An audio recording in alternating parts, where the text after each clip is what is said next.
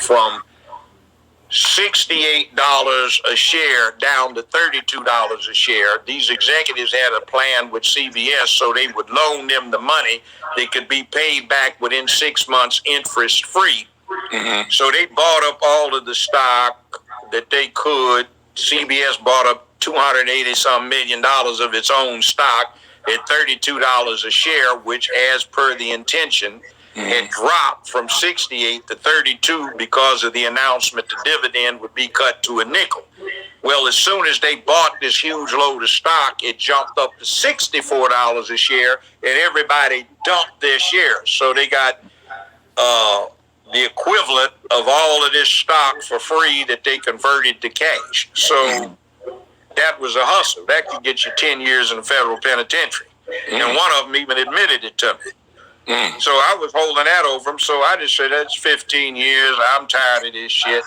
You know, I'm retired. I can even collect full Social Security. Fuck you. I'm out of here. I quit. So that's you don't play no games. You don't play no games, do you? No, I mean, shit they do. They wanted to impress me, and they forgot I went to UCLA Law School. Okay. And I grew up in Los Angeles, so they wanted to impress me by introducing me to all of these LA Superior Court judges. They had 14 of them there, and 9 of them I had recruited to law school. So they already knew me, and they didn't realize that they knew me. And I'd like you to meet Judge so-and-so. Joe, what's going on, man? I haven't seen you in years, man. Thank you for what you... Okay. And then they had one fine one. Oh, Lord, she was fine. Is fine. She was Chief Administrative Law Judge for LA County Superior Court. And I'd like you to meet Judge so-and-so, Chief Administrative Judge for LA County Superior Court. She started grinning through all around me. Kissed me on the lips, you know. Uh-oh. It's so good. And I said, you see what they're doing? She said, this is obnoxious, trying to act like... She said, should I tell them how I know you? So she did. Oh, my God. Would make the hashtag Me Too folk go freak, you know. But she said, he's why I am where I am right now. He said he was going to spank me if I didn't go to law school, and I told him I wouldn't. He pulled up my little mini skirt, popped me on my bare ass until I decided. I said, I'll go. So, oh, my God. Allegedly. Oh, it felt so good. I almost came. All right, wow. You know, so they got real proof. See, shit happened in the real world. See, you guys don't have it the way we used to. Right. 1960s, they had invented birth control pill. Nobody was getting knocked up. Everybody was taking the pill, and they had the sexual revolution. I mean, you could walk into a fast food place and, hey, do you want dessert? They would run this spiel down. Yeah, but it's not up there. Oh, you mean me? Yeah. Well, you have a car? Yeah, that's what I got. You got a big back seat? Well, I'll be off in 17 minutes for my break. You want to hook me up? So we go out and have sex, come back. You couldn't catch anything, but a shot of penicillin wouldn't clear the symptoms up within 1 hour, you know, and you cured in a week. So we got a lot of pussy. You know, somebody, I was sitting at a table about 3 years ago with some boys. We were listening to a young man that was bragging about he had laid 6 women. And we were laughing. We said, well, what's so funny, old brother? So we used to fuck that many women in 1 week, man. Damn. Yeah, but 6? Damn, man. You're deprived, brother. Damn. Hey. And Will Chamberlain wrote this book. He said he had 10,000 women plus he had slept with. He wasn't lying. You could do that. Wow. Yes. I mean, everybody I know had hundreds of women. Wow. It wasn't 10, 15, 20. I mean, you can't even remember them. I remember one woman slapped the shit out of me. I was talking to her. She said, fool, you already fucked me 3 or 4 times. You forgot? I'm sorry, baby. Maybe I was wasted or something, you know. Damn. You changed your hair. Damn. I'm sorry. You said, but you can do it again. Okay. I'm going to get this back. I didn't know you was a comedian and a judge. Fun, man. Yeah. Well, now you scared. I'm scared that you. everybody's scared to really approach a girl because everything is so sensitive now. You don't know what to say. You're scared to buy them a drink. It's almost like you gotta let them do all the work. See, I go out with ladies from, say, 35 on up to 70. That's my age range. The older you get, the broader your range is. 135 till they get 40, they really don't have good sense. Mm-hmm. Now, I got one woman who's 62 years old, been a long-term friend. She said, Joe, look at here. I've been working in a field workout, and I'm in my 60s. She look better than a whole lot of sisters. She said, get my hair done, take care of my complexion, watch what I eat, tastefully get my nails done, learn how to talk. And these stupid lesbian bitches got all these men I'm trying to catch afraid to say something. Oh, that's what a woman said? That's what a woman said. Oh, she said, what the hell is this? See, just like I don't particularly like Charlemagne and some of these charlatans, and you don't like some of your colleagues that are going the unmanly way. Yeah, well, go get into it. What you think about Charlemagne? What you think about him? Get into that. I know people waiting to hear Charlemagne and Stephen A. Smith. Punk ass with a punk name. What about Stephen A. Smith? You ever heard of him? Well, me and him got into it because to me, he puts a little disrespect on guys' names. He tried to make it singular about me and him. But as I try to get people to wake up and see, it's not about just me and him. He said something like, allegedly, I wouldn't trade Andrew Wiggins for a box of cereal. And to me, that just goes too far. What if Andrew Wiggins was trying to, go out and get some money off the court? And people listen to Stephen A. He got a big platform, and you've devalued this man's value by saying he's not worth a box of cereal. To me, that that goes beyond basketball when you're starting to dox people like that. Yeah, that's what they do. When they get a man that's a man, they try to down him. And if you badmouth somebody often enough, you get people adopting what they hear, so you get a negative impression. So what the deal is take the exemplars who behave like they're supposed to, and you get the people turned against that by telling lies, mistruths, exaggerations, and so forth, and they no longer listen to that individual, but they listen to the idiots. That's what that's about. I want you to do something too. Your message needs to get out. I want to invite you to my show, which is later today. I know you won't be able to do it today, but next week, and I'll give you the call-in number. Yeah, I'll be there. Okay, I'll give it to you. I'll text it to you. And there's another somebody that's one of your big fans, Dana Cumberlander. Okay.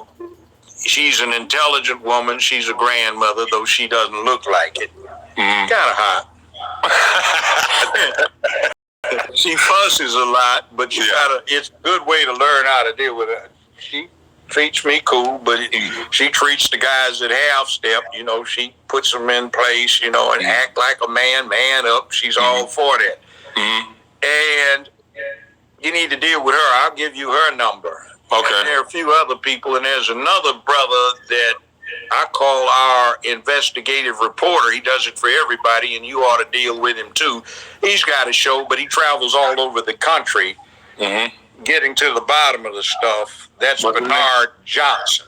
So you need to deal with him. And then there's a good sister you need to talk to. Her name is Dr. Cheyenne Bryant out of Los Angeles, and this is one of the most intelligent humans I have ever run into. Interestingly enough, these women are deeper into man up as a necessity for men than a whole lot of brothers are doing. Dr. Johnson has one of the top 10 best-selling books on Amazon, which is good. She's a clinical psychologist. She's one of these super people. God damn, that woman is man, movie star quality. And she got her bachelor's degree before she hit 20, got her master's before she got 21, and then got her PhD. And this is one of those super people that ought to be where Kamala Harris is, but she's a decent person. Okay. Now, she's a rare breed. She actually is president of an NAACP chapter, but she makes it something else. So, like when this thing that became Black Lives Matter first started, before it got corrupted into Black lesbian mania and pushing this anti-family dialogue, she got the chief of police for the Los Angeles Police Department, all of his staff, and every one of his command officers out there to tell the citizens in Long Beach, California, that they were not going to tolerate this stuff happening again. And actually, from what I saw the last few times I've been to LA, it actually seems to have made a difference. They're trying to recruit her to run for mayor of Los Angeles, like they have recruited me to run for mayor of Memphis in 2023. My slogan is JB in 2023. Okay. So anyway, some things need to be done, and we've got this Dana Cumberlander, Valerie Denise Jones. Oh, she's gonna like you. She's the director of my show. She's a good-looking woman, and by the way, former model, but you know what her problem is? She can't find a man. All of these attractive, intelligent women can't find a man. Yeah. And it's kind of crazy. Hell, even a rich tycoon I ran into one time, white guy, billionaire, said, look here, Judge, would you do me a favor and sit next to my two daughters at this banquet and talk sense to them? Mm-hmm. And I'm talking to one of them. She's got either boyfriend or husband, I forgot which, but she was the plain one. The younger one was working on her PhD. She's a billionaire. She looked like a movie star, man. She's gorgeous, and she was breaking it down. She had a few glasses of wine, and she said, look, Judge, I can't find a man, an eligible bachelor. I said, well, what's wrong? So she came to him, and my daddy said, I need to ask you. I said, why don't you just break it down? She said, well, let me put it this way. These guys I go out with, they like my girlfriends with dicks, and I ain't a lesbian. God damn it, I want a real man. What the hell's wrong with this? So I broke it down. She said, so in other words, my mama, her friend girls, and my aunts, and all of them, they raised these boys to be like this. Yeah, I said, that's basically what it is. She said, so who the hell gave these fools the idea that we want a girl? If we wanted a girl, we'd be lesbians, damn it. We want a man. Mm-hmm. And my dad is a real man. Nobody fucks with him. By now, she's cussing, so he's a real live man, I mean, he does wrong, but God damn it, he's a man. Mm-hmm. But that's what they don't understand. They think men are just this one thing and we got to be perfect. But it's a bunch of different ranges of men. So that's why I'm trying to bring people together. So some people are going to wear ties and some people going to fix on tractors and some people going to farm. It's different forms of men, and we should all be respected. So I appreciate you coming on my platform. But I also want to ask, and I'm definitely coming on yours, but I want to ask you, coming from an elder to a young buck, what would your advice be to young males, young men and women coming up, trying to figure this thing out, that's trying to do it the right way and trying to get married? Very briefly. Okay. Where I am to where you are seems like 2 years ago. Mm-hmm. The older you get, the smaller percentage of your life a year is. So when you get 70, 73, 74, 75, every year is just 1/70th of your life. When you're 30, it's 1/30th. When you're 2, 3, 4, it's a big percentage. Mm-hmm. Time passes very quickly. Mm-hmm. And in your own mind's eye, you never get past where you are right now. Mm-hmm. And you got to look at yourself in a mirror to realize how old you have gotten. Mm-hmm. And you have to be able to deal with yourself. Now, I would suggest to you to keep doing what you're doing, and any other young man out there, white, black, brown, red, yellow, be able to look in a mirror and say to yourself, I acted like a man. I acted like I was supposed to have yesterday. Mm-hmm. I acted like a man. I'm going to act like a man today while you're shaving, Mm-hmm. And I'm going to have to uphold. Now, to uphold, you have to get your shit together. That means you have to commit yourself to the task of working. It's like nothing comes easy. If you have a talent, that's great. But that talent might change because you get older. Like you, hell of a basketball player. I understand, got first round draft straight out of high school. That's cool. But, you know, I know Magic Johnson personally. I've known his family for 35 years. I met Michael Jordan, met some other people. Penny Hardaway, I was on his board of directors for his charity foundation. A guy named Randy Wade and I, who they call Big Daddy, we used to do Man Up to some NBA players 34 years ago because they didn't have it. But the bottom line is focus, because what you do at an early age, you're not going to be able to do later. And what you can do later is your labor, your talent physically evaporates, but your acumen, your skill, your mind can increase. So keep your mind focused on an objective, have a cause, have a purpose. And if you have a purpose, your life is a lot easier because you can stick to it, where you can say, I made it rough on myself, but it's a matter of principle. A lot of people compromise because they say you got to do what you got to do to get somewhere, but no, you got to do what you're supposed to do. And if you do what you're supposed to do, maybe what's going on is there's something to develop that's developing where only a person with your credibility can deal with it. Now, you see, young brother, here's one thing that I'm going to mentor you. You got my number. Use it frequently, because here's the deal. My slogan is protecting womanhood and promoting manhood.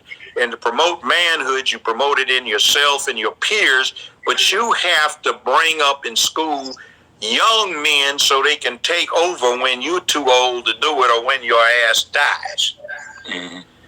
And the interesting thing is, I've been near death at least once or twice. And when you can say, yeah, I upheld, you don't worry about whether you're going to heaven or hell. You don't care because you did what you were supposed to do. Focus on that and keep your eye on the goal. What is your purpose? Our people need leadership, not some goddamn pimp ass motherfuckers that are trying to hustle. We need leadership. We need direction. So spend your time finding out everything you can about everything. Get all the knowledge you can on everybody, because when you know what people are about, even if you got misconceptions, you can investigate further to see what the truth is. You'll see where somebody is coming from. And if you're really doing something and they're trying to trap you or ruin you, you can lay landmines so they'll step on them before they get to you and blow themselves up. See, you're talking good stuff, and you're sincere about what you're doing. It's manhood. That is the most important thing. Remember, people look up to you, and what you can do is use your forum like this to start jacking these fools around and embarrassing them. So you got somebody like me watching your six, because ain't nobody can do shit to me. I got my money. I'm retired, damn it. I'm going to make some more. I appreciate that. But they can't touch me because I'm 74 years old and I don't have any more goddamn career unless it's recreational or it's a hobby, even though I do have a product. It's called Judge Joe Brown's Barbecue. That's what I'm talking about. You be the judge. And I got to support you. I'm going to text you. OG, which is good, and hot, which is very good. Yep. Barbecue chicken sausage, near meat stuff will be made into links, and it does great on ribs and Tell them how to get it. How can they order it from you? Well, it will be online. It's not up yet, but the website is going to be JJB for Judge Joe Brown, BBQ.com. JJBBBQ. The site isn't running yet. It will be in a couple of weeks. I'm told it'll be sold at Kroger, Anderton's, and Walmart, starting in various parts of the country. And if you want to taste it and you get to L.A., there's a gentleman, Chef Damon, who has a business that doesn't even say barbecue on it. It's on 79th and Western down in the hood. And it's called D's D's Original Takeout Grill. They've got the best barbecue in Los Angeles. Mm-hmm. That shit is dynamite. We got a video clip coming out showing you how to do everything with these products. Mm-hmm. From making greens and show you how to pick them so you don't do it slow like Grandma did. Coleslaw, all kinds of stuff, beans, how to set the cue up and how you deal it and how it's supposed to be cooked. Yeah. And we've got some stuff we're trying to patent, some cookers and barbecue stuff so you can, instead of using a crock pot, you can put this stuff on. You don't boil it, but you actually do it the way it's supposed to do. You can put it on and come back to it hours later, and it's good to go without it being burnt and everything else, and you've got some good cue. Mm-hmm. Yeah. I like it. I got an attorney that might can help you with that patent if you need it. I know you got a lot of stuff going on. We got a crew, but more the merrier. Yeah. So, I'm doing some of the engineering on this stuff, so it's good. Now, I'm going to give you Doc Cheyenne Bryan's number, Dana Cumberlander's number, Bernard Johnson's number. These people can help you out. And I'm going to give you the number to call in for us. We tape this stuff on Fridays. Mm-hmm. It's 4 to 6 your time, but if you're already on at 6, we have a free-for-all hour before they shut us off. You can't call in if you aren't already on the line by then. And we edit it, and it goes out on iHeartRadio the following week. So I'll be there on Friday. Yeah. I said I'll be there on Friday. So we all good. I appreciate next you Friday, coming over. you can come today just to check it out if you want to. Okay. I know I'll come today. man. But brother, stay focused.